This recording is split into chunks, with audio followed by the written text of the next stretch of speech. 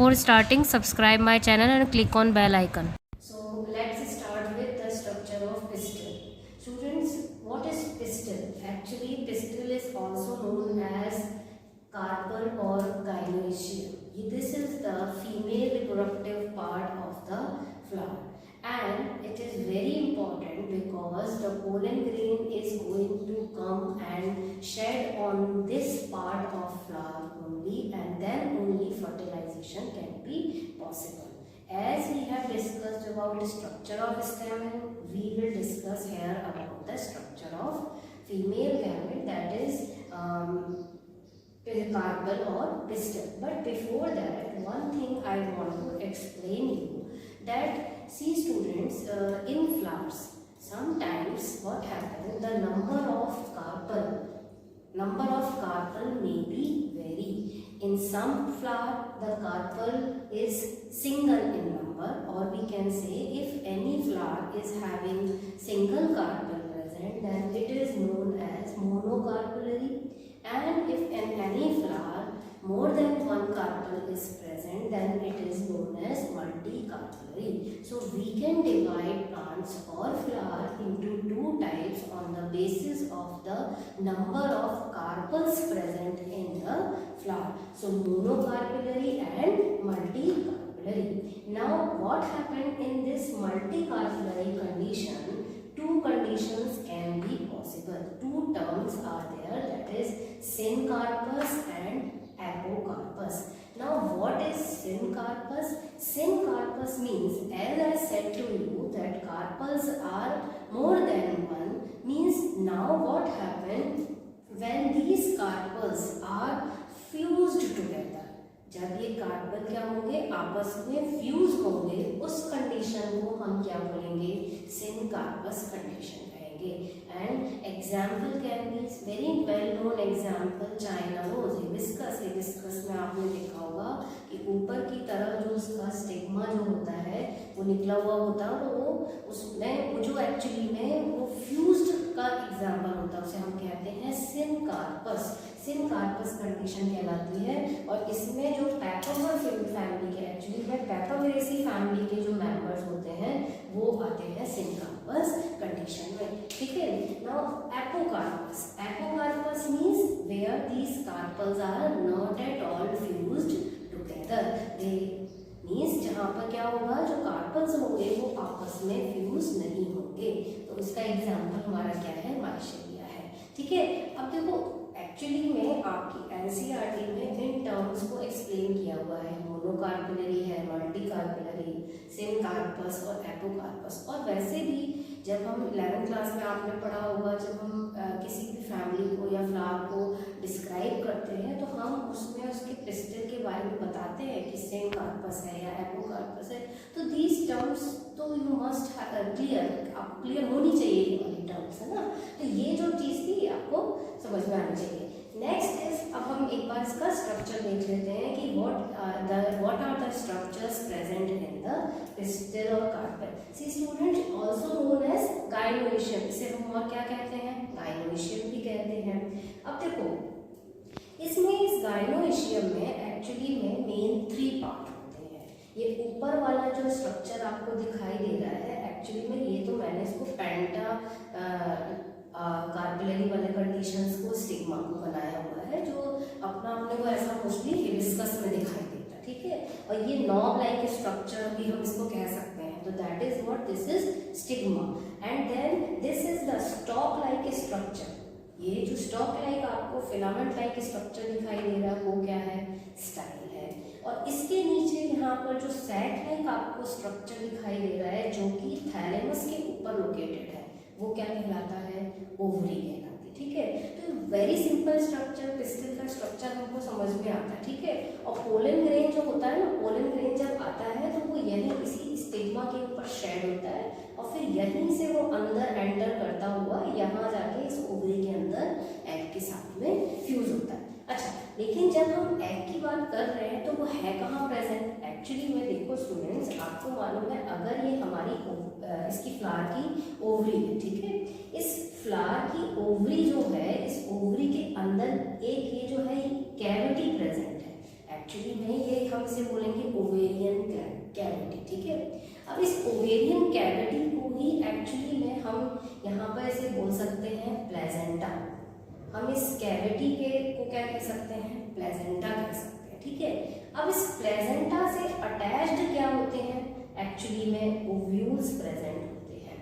इसमें यहाँ पर इस प्लेजेंटा से अटैच्ड क्या होते हैं, ओव्यूल्स प्रेजेंट होते हैं। और आपको मालूम है कि इस ओव्यूल के अंदर ही, जो मैंने यहाँ पे मार्क कर रखा हुआ है ओव्यूल, ठीक है, ओव्यूल के अंदर ही एक्चुअली में क्या प्रेजेंट होता है, एम्ब्रियो प्रेजेंट होता है। तो यहाँ भी हमने अपने मेन डायग्राम में ओव्यूल को उसको दिखाना ही रखा था, लेकिन आपको पता होना चाहिए कि ओवरी के इनसाइड कैविटी है, कैविटी में प्लेजेंटा है, प्लेजेंटा से जुड़ा हुआ क्या है, ओव्यूल है, और उस ओव्यूल के अंदर क्या प्रेजेंट होगा, एम्ब्रियो प्रेजेंट होगा।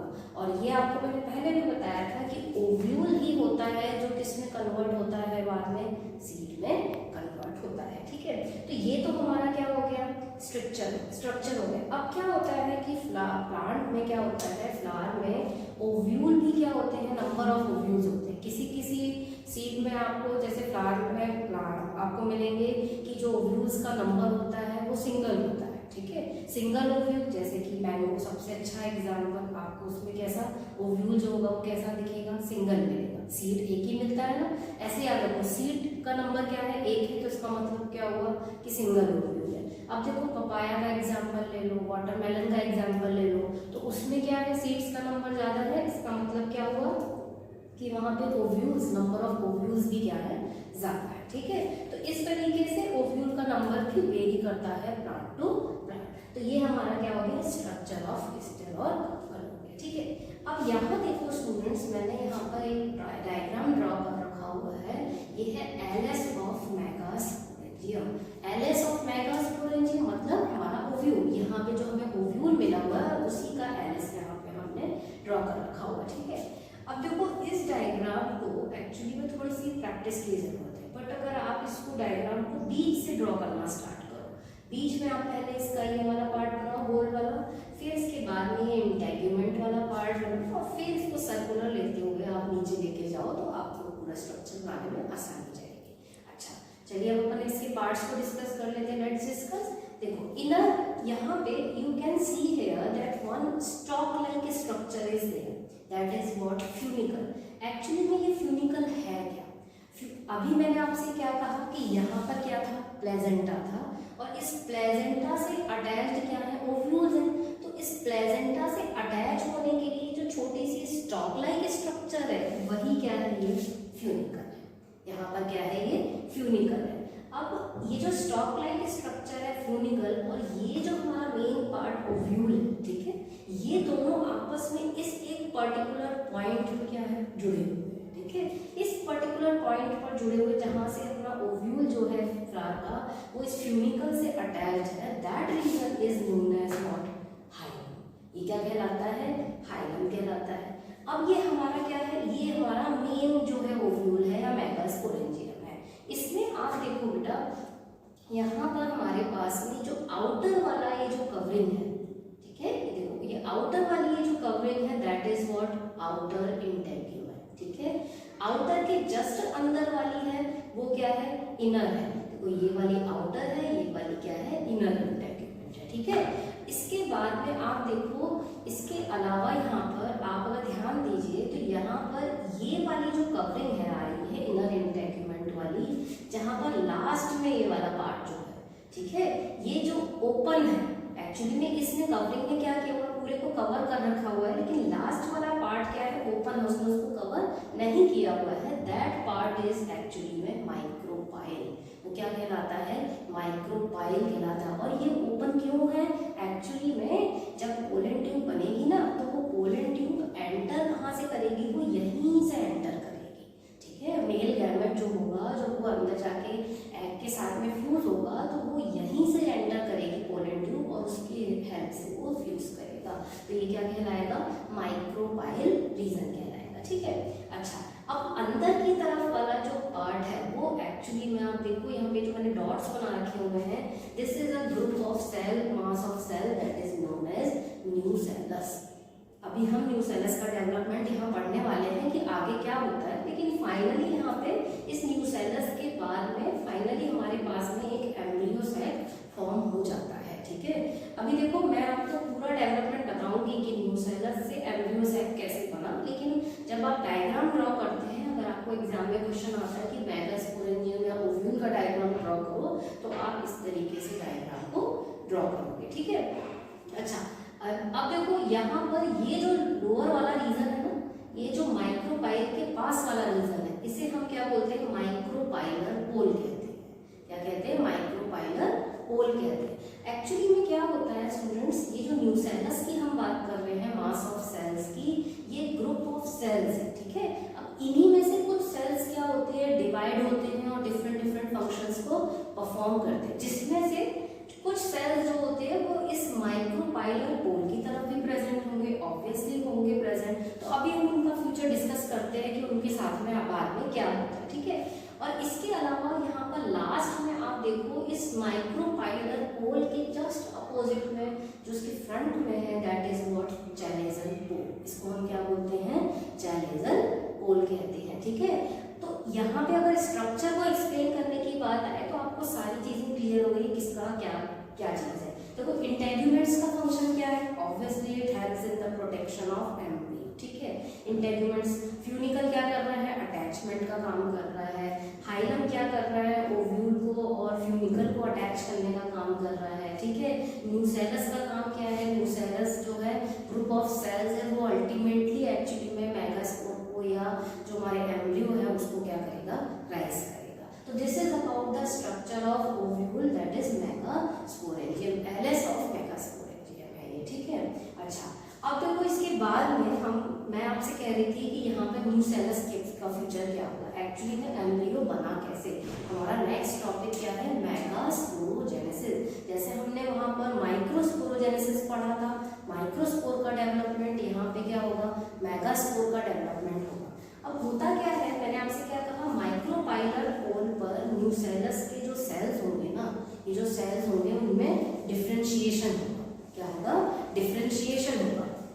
जब ये डिफ्रेंशिएशन होगा तो इनमें से ये जो सेल्स जब डिफ्रेंशिएट हुए हैं, then it is known as primary archesporial cells. These cells are known as what, primary archesporial cells. ठीक है, अब जब ये हम कहाँ की बात कर रहे हैं, देखिए स्टूडेंट्स, हम यहाँ की बात कर रहे हैं। ठीक है, हम इन सेल्स की बात कर रहे हैं, वहां पर क्या होगा, डिफ्रेंशिएशन होगा, प्राइमरी आर्किस्पोरियल सेल बनेंगे, फिर बाद में फर्दर और डिवीजन होगा। तो इसमें क्या होगा, इन प्राइमरी आर्किस्पोरियल सेल्स में डिवीजन होगा। तो कुछ सेल्स तो क्या करेंगे, आउटर प्राइमरी वॉल बना लेंगे, इसकी आउटर प्राइमरी वॉल बना लेंगे, और कुछ जो होंगे वो क्या कहलाएंगे, स्पोरोजिनस सेल बनाएंगे। ठीक है, ये जो स्पोरोजिनस सेल होंगे, एक्चुअली में ये जो स्पोरोजिनस सेल होंगे वो क्या करेंगे, डिप्लॉयड मेगास्पोर मदर सेल की तरह एक्ट करेगा। एक जो हमारा ये वाला जो हम यहाँ माइक्रोपाइलर रीजन की बात कर रहे हैं, उनमें से बाकी सारे सेल तो क्या कर लेंगे, वॉल बना लेंगे और सराउंडिंग में चले जाएंगे। सिर्फ जो कुछ सेल्स होंगे उनमें से कुछ होंगे जो क्या करेंगे, स्पोरोजिनस सेल की तरह एक्ट करेंगे, और उसमें से एक जो होगा वो क्या करेगा, डिप्लॉयड मेगास्पोर मदर सेल की तरह एक्ट करेगा। एमएमसी हम जिसको कहेंगे, डिप्लॉयड मेगास्पोर मदर सेल। ठीक है, फिर अब क्या होगा, जब ये डिप्लॉयड मेगास्पोर मदर सेल है, इसमें क्या होगा, मियोसिस होगा। ठीक है, मियोसिस के वजह से यहाँ पर ये जो डिप्लॉयड मेगास्पोर मदर सेल है वो 4 हैप्लॉयड मेगास्पोर में कन्वर्ट हो जाएगा। मतलब 1 से 2 होंगे और 2 से 4 होंगे। ठीक है, तो 4 हैप्लॉयड मेगास्पोर बन गए। अब ये 4 हैप्लॉयड मेगास्पोर जो होते हैं ना, एक्चुअली में टेट्राड के फॉर्म में अरेंज होते हैं। मतलब इस तरीके से एक दूसरे के साथ में लाइन से, मतलब टेट्राड के फॉर्म में क्या हो जाते हैं, अरेंज हो जाते हैं। लेकिन होता क्या है कि इसमें से ये जो 3 होते हैं ना, ऊपर के जो 3 होते हैं वो क्या हो जाते हैं, वो डीजनरेट हो जाते हैं, डीजनरेट हो जाते हैं, और सिर्फ एक जो होता है चैलेजल पोल वाला, एक्चुअली में हमने डायग्राम ऐसे बना रखा हुआ है। तो क्या होगा कि 3 जब बनेंगे ना यहाँ वाले, वो 3 तो क्या हो जाएंगे, डीजनरेट हो जाएंगे। जो चैलेजल पोल वाला है वो क्या हो जाएगा, फंक्शनल मेगास्पोर